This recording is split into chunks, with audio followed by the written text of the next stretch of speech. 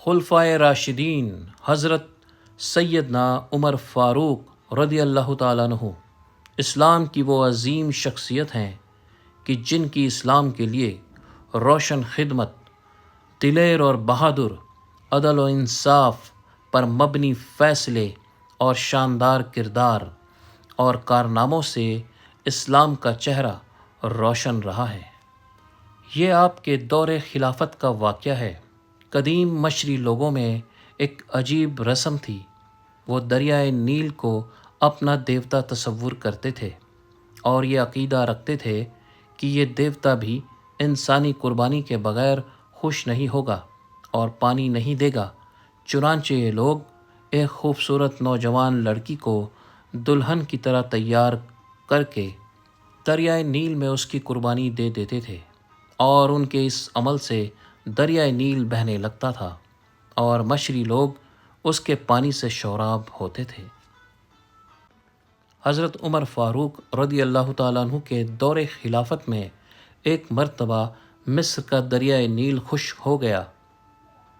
مصری باشندوں نے مصر کے گورنر امراؤ بن العاص رضی اللہ تعالیٰ عنہ سے فریاد کی اور کہا کہ مصر کی تمام تر پیداوار کا دار و مدار اسی دریائے نیل کے پانی پر ہے۔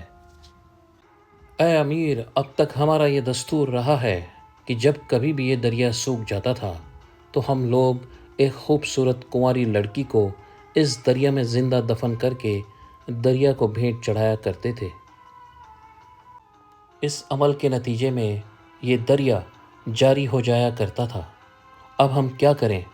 گورنر نے جواب دیا کہ اسلام ہرگز اس بارے میں بے رحمی اور ظالمانہ عمل کی اجازت نہیں دے سکتا، لہٰذا تم لوگ انتظار کرو۔ میں دربار خلافت میں خط لکھ کر دریافت کرتا ہوں، وہاں سے جو حکم ملے گا ہم اس پر عمل کریں گے۔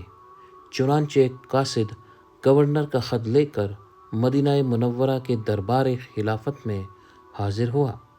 امیر المومنین نے گورنر کا خط پڑھ کر دریائے نیل کے نام ایک خط تحریر فرمایا، جس کا مضمون یہ تھا کہ اے دریائے نیل، اگر تو خود جاری ہوا کرتا تھا تو ہم کو تیری کوئی ضرورت نہیں، اور اگر تو اللہ تعالیٰ کے حکم سے جاری ہوتا تھا تو پھر اللہ تعالیٰ کے حکم سے اب بھی جاری ہو جا۔ حضرت عمر رضی اللہ تعالیٰ عنہ نے اس خط کو قاصد کے حوالے فرمایا اور حکم دیا کہ میرے اس خط کو دریائے نیل میں دفن کر دیا جائے۔ چنانچہ آپ کے فرمان کے مطابق گورنر مصر نے اس خط کو دریائے نیل کی خشک ریت میں دفن کر دیا۔ اللہ تعالیٰ کی شان کہ جیسے ہی امیر المومنین کا خط دریائے نیل میں دفن کیا گیا، فوراً ہی دریائے نیل جاری ہو گیا اور اس کے بعد کبھی خشک نہیں ہوا۔ دریائے نیل 6650 کلومیٹر لمبائی کے ساتھ دنیا کا سب سے بڑا دریا ہے اور اس کی نکاسی عرب کے 11 ملک شامل ہیں، جن میں تنزانیہ، یوگانڈا، روانڈا، برونڈی، جمہوریہ کانگو، کینیا، ایتھوپیا، اریٹریا، جنوبی سوڈان، جمہوری سوڈان اور مصر شامل ہے۔ محترم ناظرین، حضرت عمر رضی اللہ تعالیٰ عنہ کے دور خلافت میں اکنامی سسٹم کی بنیاد کھیتی تھی، اس لیے امیر المومنین حضرت عمر رضی اللہ تعالیٰ عنہ نے کھیتی کی طرف خاص دھیان دیا تھا۔ سب سے پہلے آپ نے زمینوں کی پیمائش کرائی، زمین کی کیٹیگری بنائی کہ کس علاقے میں زمین زیادہ اپجاؤ ہے اور کہاں کم ہے۔ اسی کی بنا پر لگان کی در طے کرائی گئی۔ جن علاقوں میں زمین کم اپجاؤ تھی وہاں پانی پہنچانے کے لیے نہریں کھدوائی گئیں۔ اس کے لیے باقاعدہ ایک ڈپارٹمنٹ قائم کیا گیا۔ نہروں کے علاوہ تالاب اور دہانے بھی بنائے گئے۔ حالانکہ نہر صرف کھیتی کے لیے نہیں تھی، بلکہ اس کا مقصد ان علاقوں میں پانی پہنچانا تھا جہاں پانی کی قلت تھی۔ بصرہ میں پانی کی قلت تھی، اس کے لیے دجلہ سے ایک 9 کلومیٹر لمبی نہر کاٹ کر شہر میں لائی گئی۔ دجلہ سے ایک اور نہر کاٹی گئی۔ اس نہر کا سارا انتظام حضرت ماکل بن یسار رضی اللہ تعالیٰ عنہ نے کیا تھا، اس لیے اس کا نام نہر ماکل رکھا گیا۔ ایک سب سے بڑی نہر حضرت عمر رضی اللہ تعالیٰ عنہ کے نام پر نہر امیر المومنین جاری کی گئی۔ اس کے نام سے ہی ظاہر ہے کہ جس طرح امیر المومنین سب سے بڑی شخصیت ہیں تو ان کے نام پر جاری کی جانے والی نہر بھی بڑی ہونی چاہیے۔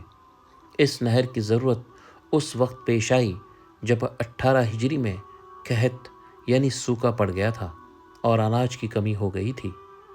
اب اناج صرف شام اور مصر سے ہی آ سکتا تھا، لیکن راستہ بہت لمبا تھا۔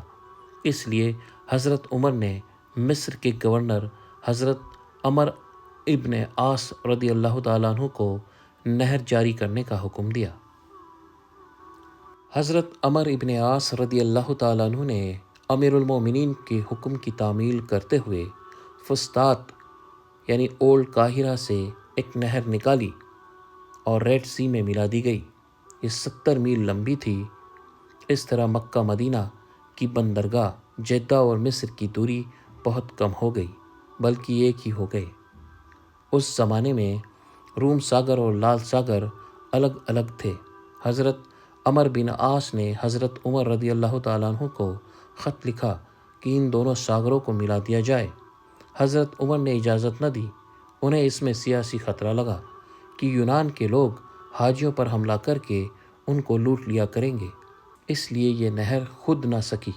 اگر خود جاتی تو سویج نہر بھی امیر المومنین کے حصے میں آتی۔ محترم ناظرین، اگر آپ کو ہماری یہ ویڈیو اچھی لگے تو صدقہ جاریہ کی نیت سے ہماری ویڈیو کو لائک کریں، شیئر کریں اور ہمارے چینل کو سبسکرائب ضرور کریں۔ جزاک اللہ۔